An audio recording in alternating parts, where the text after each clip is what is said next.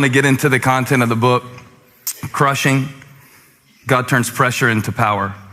And I was thinking how last time you were here, you wrote soar, Yeah. S-O-A-R. It's like eagles on the cover and plane. Yeah. And now we're on crushing. Yeah. So what happened? They say,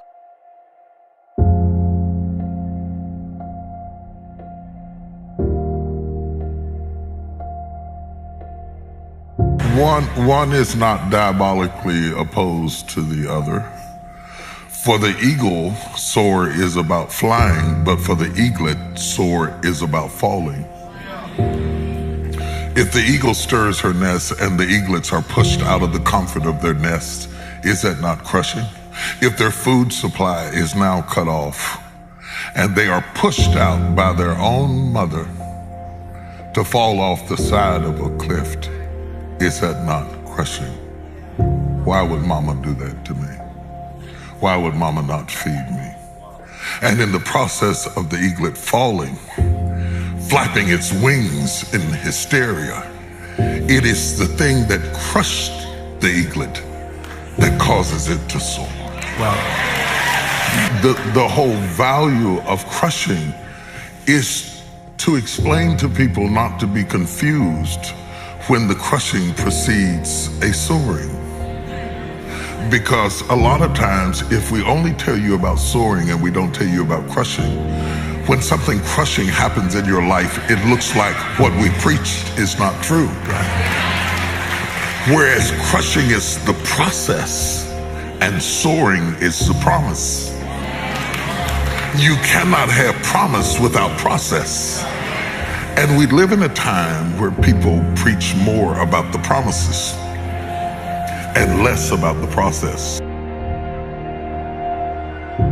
You are going home and dealing with marital issues, children who won't obey or comply, a sister who doesn't like you, a father who always preferred the other sister or daughter, and you're saying, how is my life in such shambles?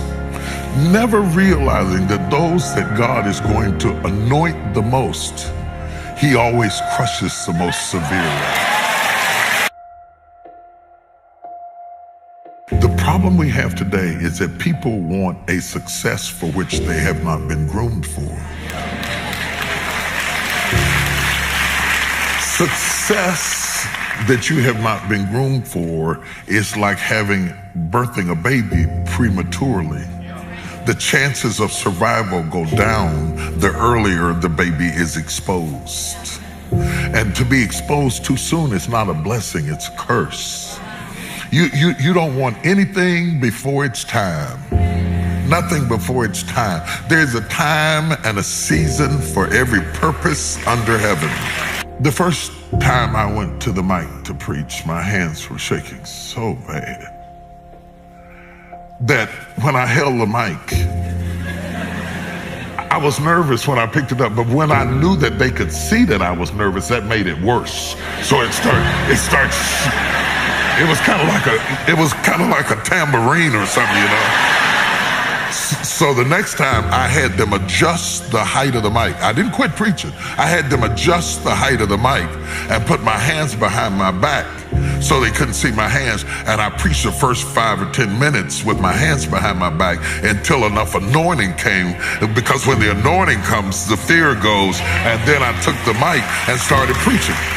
You cannot let your fear hold you back from your destiny.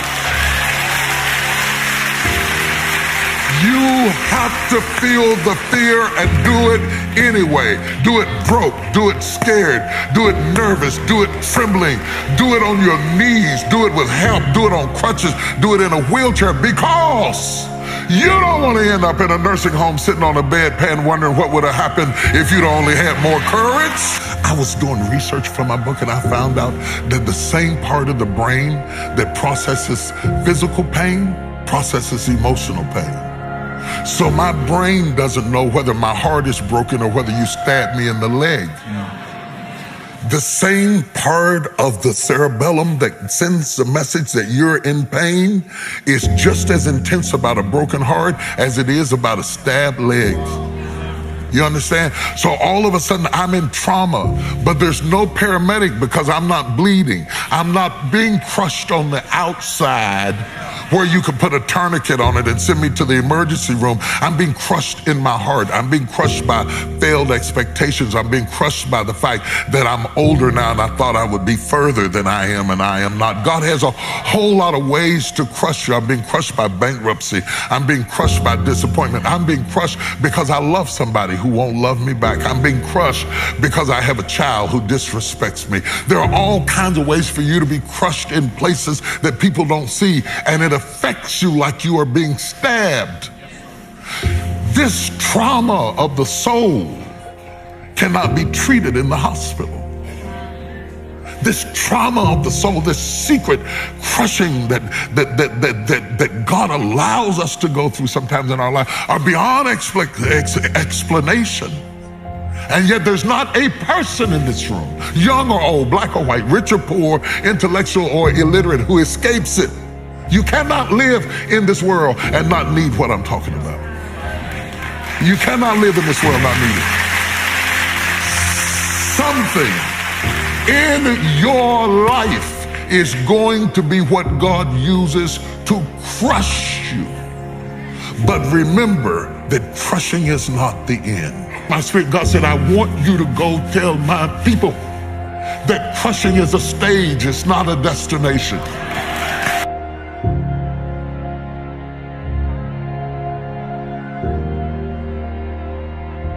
Some people take on a pathology of pain and they make the crushing their address, and they live in what should have been a stage. And no matter what you do, you cannot pull them out of it because pain becomes their normal. They will provoke you till you fight them. They will push you away till you reject them because it is the thing that they are most familiar with, and they don't understand that they self-sabotage their success. You're not fighting a demon. You're not fighting the devil. You are fighting the fact that you have become so accustomed to pain that it is your place of residence. And I challenge you today to shatter your way out, to break your way out. If you can't get out the door, come out the window. I challenge you today. Some people need you to be there because they have built a system around your pain. And they have created jobs around your dysfunction, and they don't want you to get well. Because if you got well, they're afraid that they might not be important to you. And sometimes it's not in their interest for you to recover.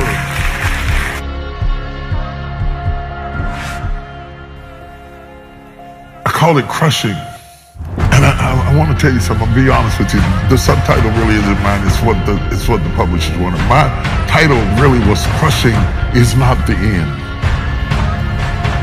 Because the substratum of the book is really about not getting stuck in a stage and deteriorating and rotting and giving up on yourself and your dreams.